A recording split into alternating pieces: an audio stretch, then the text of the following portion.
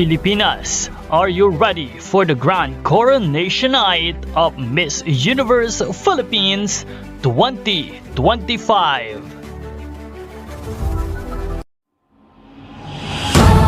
Now, 2204, your pageant blogger host.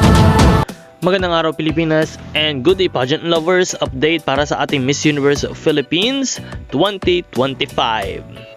Ang ating Miss Universe Philippines 2025 finalists ay kumikinang sa kanilang Filipiniana terno sa aktibidad ngayon.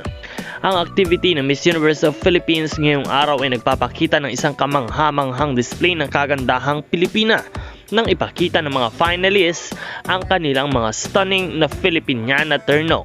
Ipinamalas ng bawat kandidata ang kanilang natatanging ganda na sumasalamin sa tunay na kagandahan at kahinhinan ng isang Filipina. Kabilang sa mga standout na queens, ang Atisa Manalo mula sa Quezon Province, Eliana Marie Aduana mula Sinuloocan, Laguna, pati na mga kinatawan ng Taguig at Sultan Kudarat na talagang nagbigay ng tiwala, alindog at hindi matitinag na kagandahan.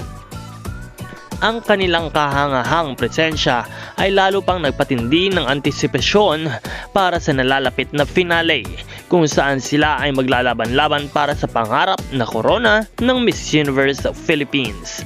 Habang ang bawat finalist ay kumikislap sa kanyang sariling paraan, lalo pang umiinit ang kompetisyon at sabik na ang mga pageant fans kung sino ang magtatangi sa huling sandali.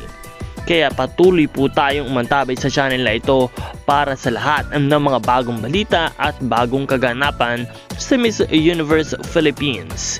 Patuloy din natin suportahan ang lahat ng ating paboritong kandidata at huwag kalimutan na mag-subscribe dahil araw-araw po tayong magbibigay ng mga update. Maraming salamat sa iyong panonood.